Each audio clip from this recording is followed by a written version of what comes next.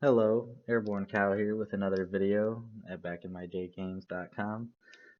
Today we are going to take a look at Cryptic Tale 2's inventory system and how that's going to work, as well as see how that plays into a couple other key elements of the game that I'm developing. One thing you're going to notice is the RPG battle system. I was originally going to go for a standard um, RPG battle system like in Final Fantasy VII, but the algorithm to make that challenging and fun, like the same way that Final Fantasy VII did, was very hard to put together. But I came up with my own battle system, and I did some research on other successful RPG battle systems and what made them fun. And I think I have a great idea, and I can't wait to show it. So, anyway, let's go ahead and dive into Unity and take a look at that inventory system and how that's going to work. So first of all, I have a test script here, and I keep everything separate. So the scripts are in one folder, the classes are in another. The way that I differentiate that is does the code stand on its own? So if it's a class, it's standing on its own, whereas yeah, this says class, but it's got that mono behavior, so it's running in Unity constantly and processing events and things like that. And I'm trying to minimize that so I have one collective resource that I can easily manage by using these other classes to manage things that are a little out of the scope for just being a script. So in my last video, my chat engine you've seen was essentially it was all a class. There wasn't very much scripting going on, but for the start menu, because it's so static and because it's going to look the same every time, it's going to play the same every time, it's going to be used the same every time, I used a script, but I also incorporated this inventory engine class because obviously inventory items and things in your inventory may be used in other ways. Maybe you're giving it to an NPC, maybe you're using it within a battle. So that class will help manage anything outside of the start menu. So the start menu will access things like use item and things from the inventory engine, while the start menu script is sitting on the start menu and it's just saying, oh, you clicked this button, oh, you did this, now we're going to show you this on the start menu. So the start menu script is inventory to the start menu and going to be attached to that start menu prefab, so every time it's called in, it's used the same way every time. So here's my test script that I have just sitting on the camera of my test scene here. And all it's doing, it's making a refresh of the stats template to the stats temp because I'm actually going to show you how to use an item from that inventory system that I have being developed.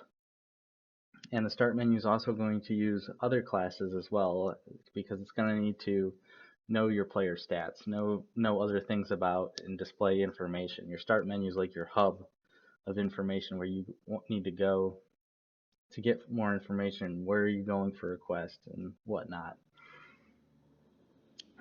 So to make that a central hub, it's going to be tied into these other classes. So I also have a call here that's just adding an item to the inventory as well, and that just increments it every time I start the script. It increments my purple GURP, which is the Color Kingdom's version of a potion for Cryptic Tale 2. So let's go ahead and just see how this works.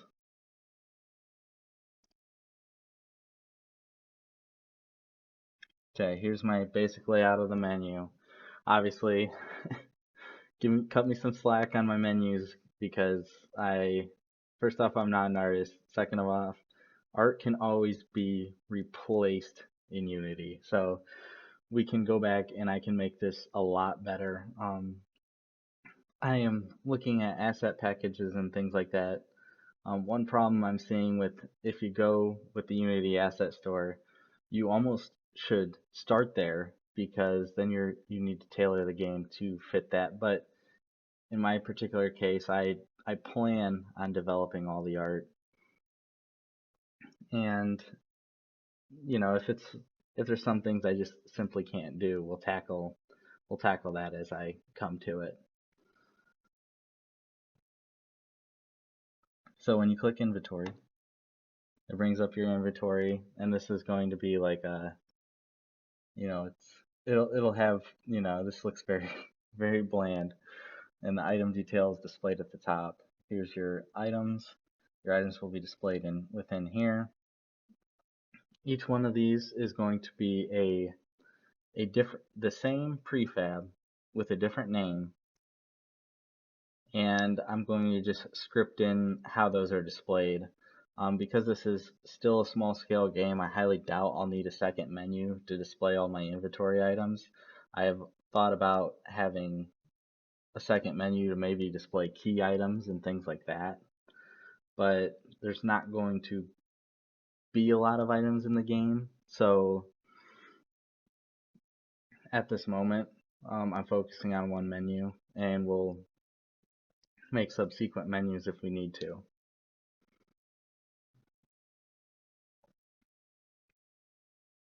And so if I click my purple GURP, it'll display the item and the information associated with it.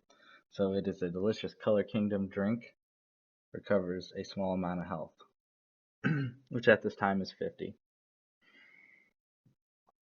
So to show you how this works, and you might be saying, okay, it's an RPG, well, you're going to have more characters, so what is the deal with only having one use button and not selecting a character?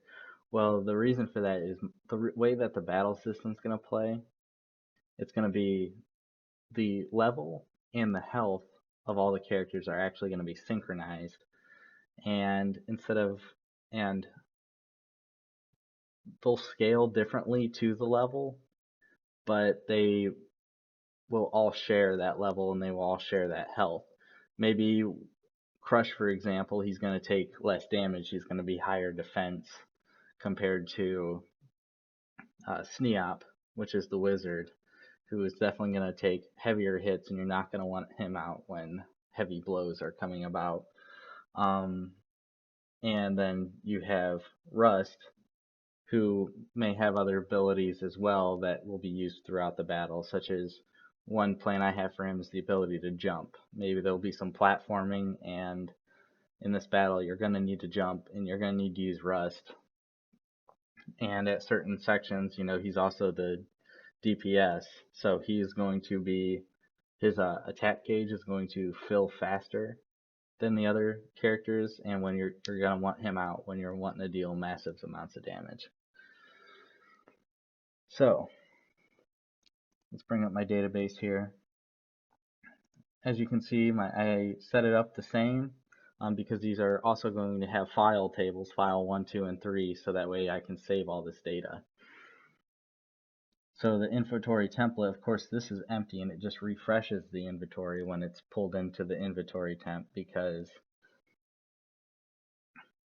you start every game with no inventory.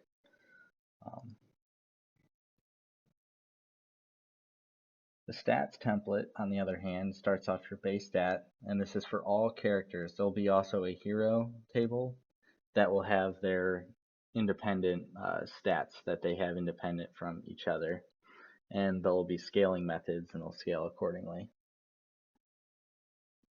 You can see I have level, current health, max health, XP, XP till, ailments, which will be pipe delimited, so you'll know what effects are being caused on your character.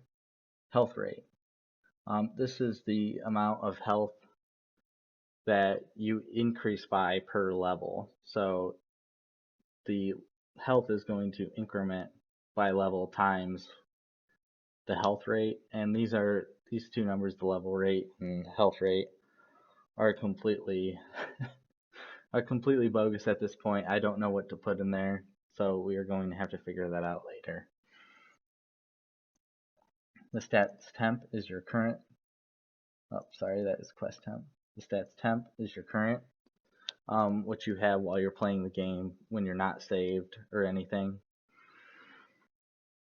So you can see we're starting at level 1. My current health is 100 and my max health is 100. So we're going to go ahead and I'm just going to show you how this works. We're going to go ahead and give us 30 health. I'm going to write those changes. Alright, so currently in game we would have 30 health when we're opening up the inventory menu and we're about to use our item.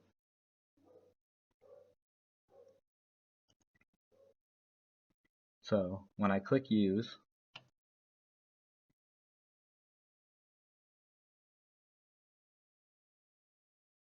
we should have more health now.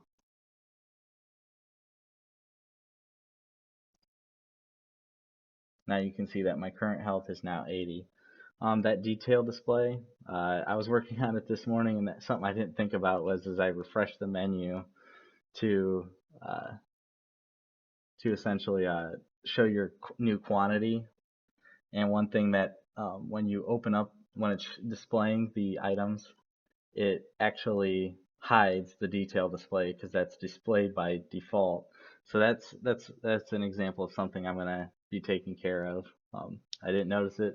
I was confident, you know, it was kind of a write once. I haven't even tested it yet this morning, but but you can see it did exactly what I told it to do. So that is good. We're just gonna have to think of another way when that use button's hit to refresh that menu, which is an example of another uh, scripted method I should take into account. So we click it again, and you've seen that our health went up to 80. We're going to go ahead and hit it again, and that should add 50 more HP. And we don't want to go over, and I'll show you how I accomplished it not going over in SQL rather than some complex thing. You know, it's just one line of SQL code, and that's how I did that. And you can see that it's 100. So in my database, I used a case statement within the SQL in order to accomplish that. And it's a simple SQL thing. Anyone who knows SQL will know how to do this. It's just if you're developing games and you don't know SQL, I highly recommend you take a SQL class because SQL is so intuitive and it takes out so much work if you can get more done with your SQL calls. So that's important to do. When I first started in SQL, I did a lot of loops and selects and this and that. And as I've gotten better, I've tried to step away from that. Now, one thing is it's like, okay, well, it doesn't really tell me that we were going over. So if I want to display something that it was going over, there could be a problem there. But in this case, we don't want it to go over, and that's just fine. Now, we may want to put in a check later that we're not using the item if your health is 50, and we're also going to want to obviously display the user's current health when we use an item on the screen somehow, because if you can't see what your current health is, then you might be using items destructively and you don't need to use them, you know. Maybe you're trying to get rid of poison and you're double clicking, or you're getting rid of, you know, just you don't want to do that. So that is all I have on the developments for the inventory engine today. Next week I plan to start working a little bit on the overworld scripting and how that's going to play out. Opening the start menu and doing things, and start developing those hero classes. So we'll take a look at that. I'm not the best artist, so it takes me a long time to develop the art. So I might not have much, but we're still going to take a look at what I got. So obviously, go to backmydaygames.com and check me out. Follow the blog. I've been posting the videos and things here. There's also a link to download Cryptic Tale 1, which is prototypable. So be easy on it. It was more experimental than anything. I was just learning Unity. Follow me on my Develteam on my Airborne Cow page here. You can follow and get updates on Cryptic Tale 2 here as well. And I have one more thing to look at, and that is Beer Squad Gaming. And Beer Squad Gaming has some interesting videos, and actually my next game I was going to do after Cryptic Tale, which who knows when I'm going to get this done, is a detective RPG, and I was going to use and I was going to use RPG Maker, and they find the coolest stuff. They actually kind of found exactly what I would have made in the future, and I thought I was being so original with this idea. I came up with it. I was gonna be, oh, Color Kingdom Detective. That's Color City Detective. That's gonna be just something new, But I guess not. It just really goes to show how creative people are out there, and they find cool stuff and they show cool stuff. Um, and yeah, just check it out. All right, thank you, and have a good day, and stay tuned for what happens next in Cryptic Tale 2.